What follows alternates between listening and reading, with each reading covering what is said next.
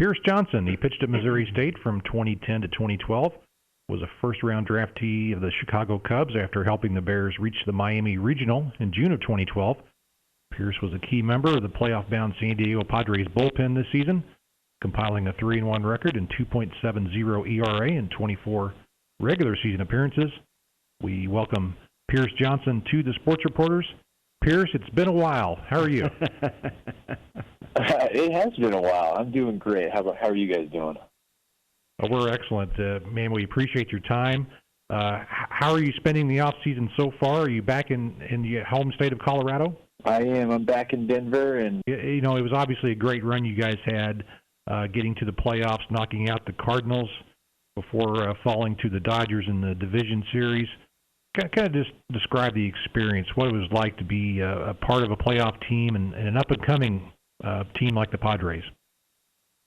Yeah, for me, it was just such a great experience coming back to the States after playing in Japan and going into a team where just tons of life, tons of youth, and then we had that veteran status with Machado and those guys kind of leading the way. But man, it was just fun showing up to the field every day and knowing we had a chance to win. And you're part of a bullpen that included the Rosenthal kid, who was part of our Springfield Cardinals down here. What kind of an influence did he have on the bullpen? He had a lot. You know, he's a guy who has a ton of experience pitching, obviously in the regular season and the postseason. But he's just a great dude too. So when he just shows up in the pen and brings that life and energy, and but also can help us out, to your approach to the game, to how to attack hitters, to even working on your own stuff. He's just a great influence and a great guy. You know, baseball has really evolved in the way managers use the bullpen. Kind of, describe what it was like to be a part of how Jace Tingler handled the bullpen. I know he used a lot of you guys, and he showed a lot of confidence in you guys in key situations.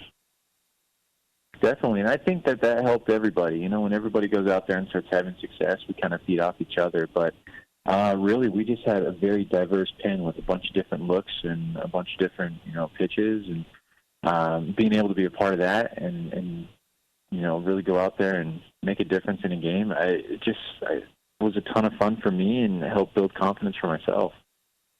Okay, Pierce, when manager Tingler came through with this formula for your final game against the Cardinals, Game 3 of that 3-game series, and he used virtually a pitcher per inning, did you guys know ahead of time that was going to happen, and what was the overall reaction to it?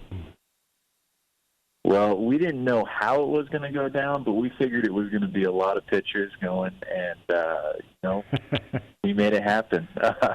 But we all came into that game knowing that it was going to be a firing squad and everybody was going to be hot, no matter how many times we pitched previously. But it was a fun time, and, it was, I don't know, the adrenaline was going the entire game, even when I came out. Does your approach change whether you used in, say, the third inning as opposed to the 7th or 8th inning, or do you approach it pretty much the same way?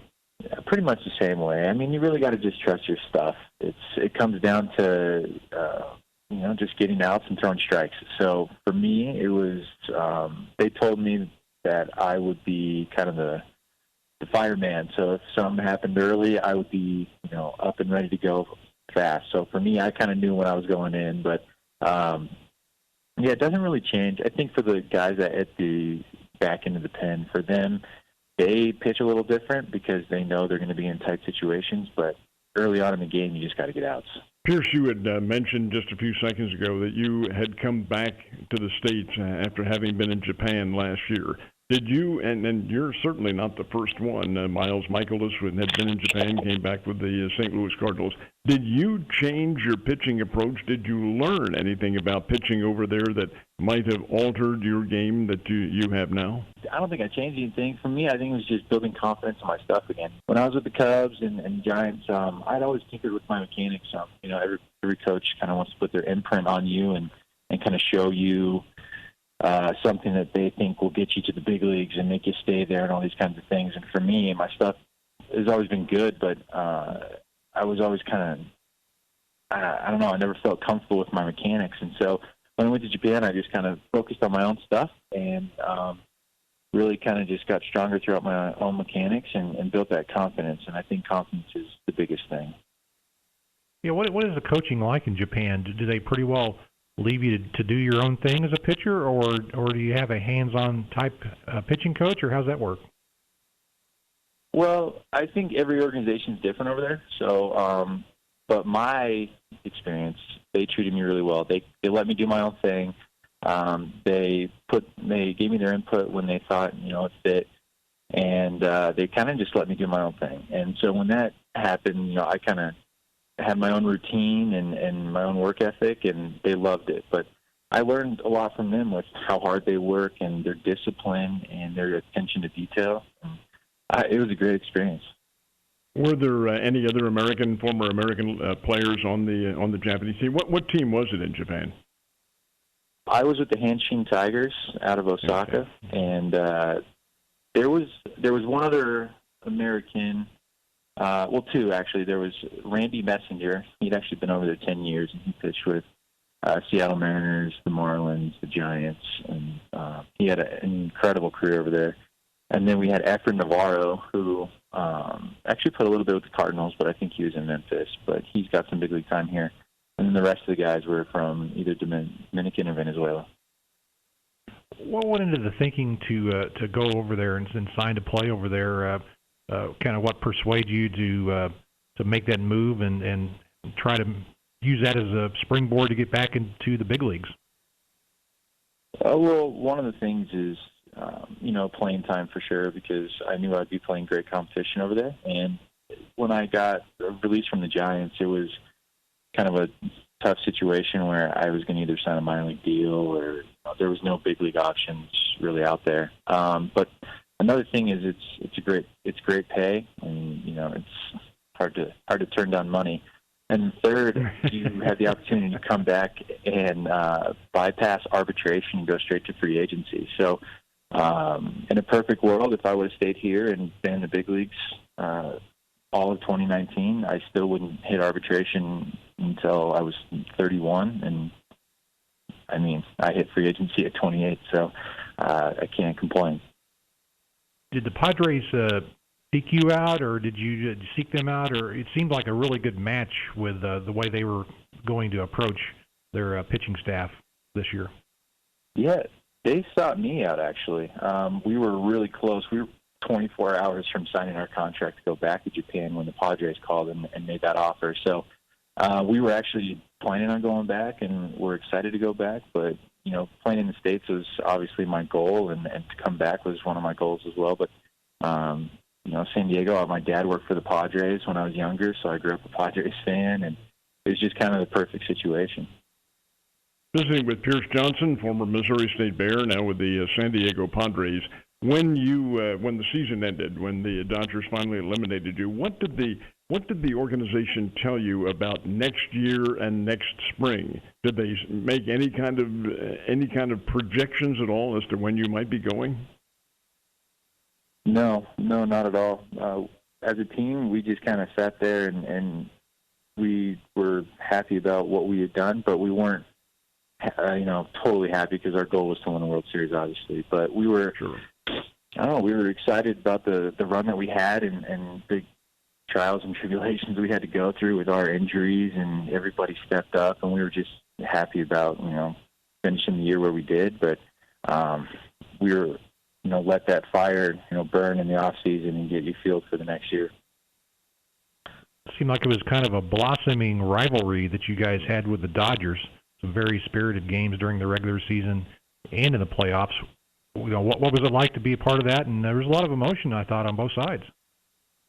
There's a ton of emotion, and I think that's what made those games so much fun. It was thrilling. It was, there's playmakers on both sides. There's some of the best talent in baseball on both sides, and then there's electric arms on both sides. So it was fun. Tensions were high, and I can only imagine how tensions are going to be down the road. Fernando Tatis Jr. is just such an intriguing talent to watch on television. I can only imagine what he's like to see every day up close. Man, how do you describe his talent level? Oh man, I don't even know if I can, to be honest. he just brings so much energy and life, and he's one of those guys that just, stirs up commotion on the base path. He's fast, and he's got that rocket arm from short. And then, when he comes up to bat, it's always something to watch. So for me, being able to watch one of the best players in the game, every day is truly a treat. When your current manager, Jay Stingler, was named to the job, that came as really something of a surprise because he really didn't have any, at least major league level coaching and managing to his expertise. And we know about him back here. He's a Missourian. But what was your thoughts on playing for him, and how much of an effect did he have on what Pierce Johnson does? He had a ton. He came up to me after I had a bad outing in Arizona and pulled me aside. It was so encouraging and really just helped me, build that confidence back up. And he's just a great guy. He builds relationships with his players and his coaches, and he truly cares what's going on and off the field. And for me, I think that went a long way. And I think everybody kind of fed off that. So I think he just built the confidence in a relationship with the entire team where we all just wanted to play really well for him. Of course, he played at Mizzou a few years before you played at Missouri State. Did you guys have any back and forth about the Missouri State baseball rivalry over the years? Absolutely, but he said he won't bet me on any of that because Missouri State was a better program. That's very good. Flashing back from when you came to Missouri State from Colorado, that's not the norm. Missouri State usually doesn't have a recruiting base out that direction, but kind of tell folks how you wound up here at Missouri State. So there's not a lot of D1 baseball out here. There's only Air Force Academy and University of Northern Colorado, and neither really showed interest in me. But I had a summer coach, Coach Hines, Derek Hines, and he actually reached out to Missouri State and told him I was going to be pitching out in Topeka, Kansas, and in Memphis. And Lump came out to both of those and watched me pitch. And, I came out and checked out the school and, the track record and that Missouri State has and the facilities. I think it was just the perfect fit for me. So when it came down to my decision, it was honestly a really easy decision. I loved every second of it. And still, my best friends from this day are from Missouri State. Yeah, I'm glad to hear him say that, too. He does keep in touch with the players. The Lump to whom Pierce Johnson made reference is Paul Evans, the pitching coach. That's the nickname the players have given to him. You do still have conversation with some of the players, and who were some of your buddies on that team? Yeah, J.C. Casey, who actually grew up Springfield native. He's one of my best friends. Clay Murphy, Grant Gordon, Brent Seifert. We all stay in touch to this day. I'll talk to Nick Petrie every once in a while, and he's back at Missouri State coaching. And I still talk to Paul Evans, Lump, every so often, and we catch up on baseball. And he was such a big influence on my career. It's always fun to talk to him and reminisce about good old times and even talk about the good ones now. Of course, you were drafted out of high school and chose to come to college, and it's obviously an individual decision for any kid in that situation. But what would be your advice to a high school senior who does get drafted in the mid rounds, kind of weighing the option of going pro or going to college? It's a great question. I think every situation is different too. My high school situation, I broke my hand my senior year, so I didn't really get to pitch. But for a kid that's getting drafted, weigh the pros and cons. I mean, going to college is a great investment in yourself, for the future, whether it's baseball or school. But also in pro ball, I mean, if you get offered a lot of money, it's hard to turn it down. And if it's life-changing money, you might have to take it because you don't know if that opportunity is going to come again. But hard work will get you wherever you want to be. And, keep working hard, and, hopefully the road takes you where you want to go. Pierce, this question requires a subjective answer simply on your part, but in college sports, you develop a certain level of camaraderie, and that's part of the game and part of the beauty of any kind of team activities. Does that same level of camaraderie exist in the professional level? That's a great question. I think it depends on every organization. but at the same time, you're also in pro ball competing against your teammates to get to the next level. And I think that is harder to develop friendships and everything as opposed to college where everybody's there for a reason, and that's the level that you're at right now. But in pro ball, I mean, it's just a little different. But for me, in my personal situation, I've made a ton of friends, and the camaraderie has been fantastic. But I've heard some horror stories about guys in pro ball, but for the most part, the camaraderie is pretty good in pro ball. You know, Ned and I were talking earlier in the show about the game you pitched against Miami on the Hurricanes home field in that 2012 regional. You know, that was certainly one of your highlights. But what stands out to you about your college career as you look back? Any games in particular that stand out? Ooh, great question. You know, Miami was one heck of a time, and as a team, we made it there. But personally, I think the game I pitched against Creighton my junior year at home, I ended up going complete game shutout, and I think I struck out 16. So that was personally and probably my biggest high. But I even thought my sophomore year when we were in Omaha for the conference tournament, I just thought those were some seriously fun games. I mean, I remember J.C. Casey came in the second or third inning and pitched 10 innings. Like that was unbelievable. That was one of my best memories. And just, you know, back to camaraderie with my teammates, you know, with Voigt doing what he's doing now in the big leagues. I mean, I remember him being my catcher, and Joey Hawkins at short, and Aaron Conway in center, and Aaron Meade started my freshman year. Just a lot of good memories. We had Joey with us, as a matter of fact, on the air last week. He's a member of the Cardinals organization now, and really spoke in glowing terms of all his years at Missouri State. Okay, I know you have other things to do, but can't get away without asking you your thoughts on the World Series coming up. It's the Dodgers, who I'm sure come as no surprise to you at all, and the Tampa Bay Rays. What do you know about Tampa Bay, and what makes them the team that they are, in your opinion? I think that they got really good pitching, and their defense during the playoffs has been incredible too. They've made some huge plays, but I think the pitching in general, their starters with, you know, they got Glasnow and Snell and Morton kind of leading the way. I mean, that's a pretty good three-headed monster, and then you got that bullpen who was one of the best in baseball, and those guys are all fun to watch. I mean, everybody's coming out throwing 100 miles an hour, so it's going to be fun to watch. I hope it goes 7 games. I hope it's tons of pitching and some electric games, but you know, I think Tampa's going to pull it out in the end. Do you find yourself as a professional baseball player being a fan in the off season and watching games, or when you're not involved, do you pay a lot of attention to the playoffs?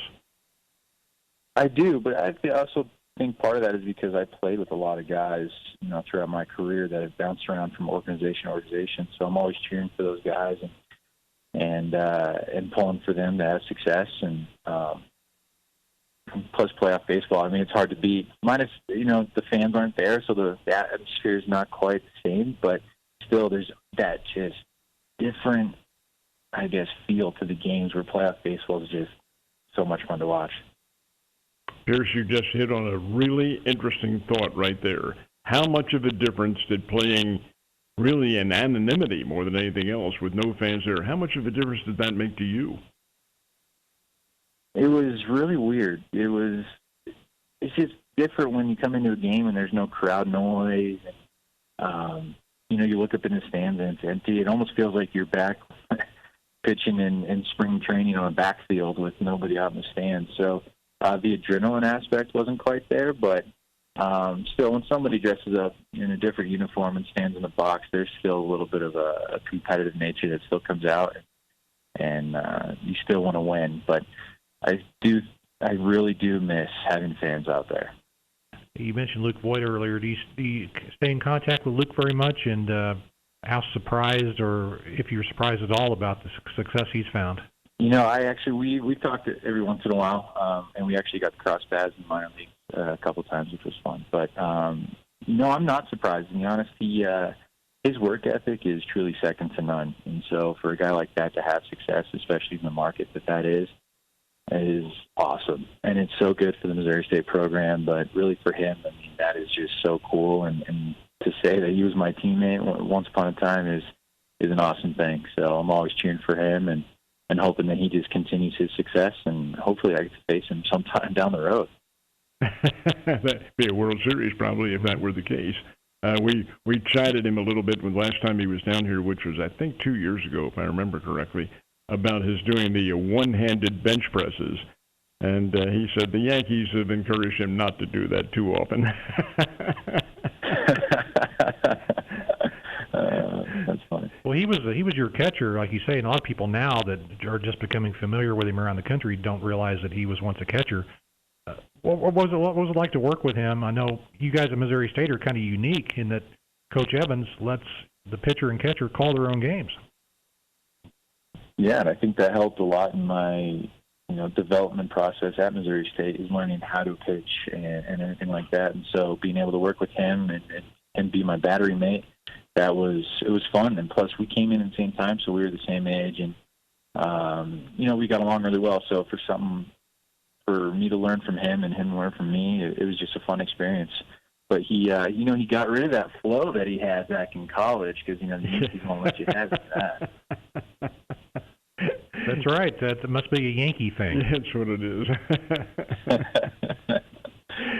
Hey, Pierce, we are very appreciative of your taking time to visit with us. Many, many thanks, and much, much good luck. And hopefully the 2021 season will go on as planned with no interruptions. That would be ideal. Thank you, sir. Hope we get a chance to do it again sometime. Thank you, Pierce. Absolutely. Thank you, guys. I appreciate it. That's Pierce Johnson visiting with us from out in Colorado. We'll take a quick time out and then back with more on the Sports Reporters coming up.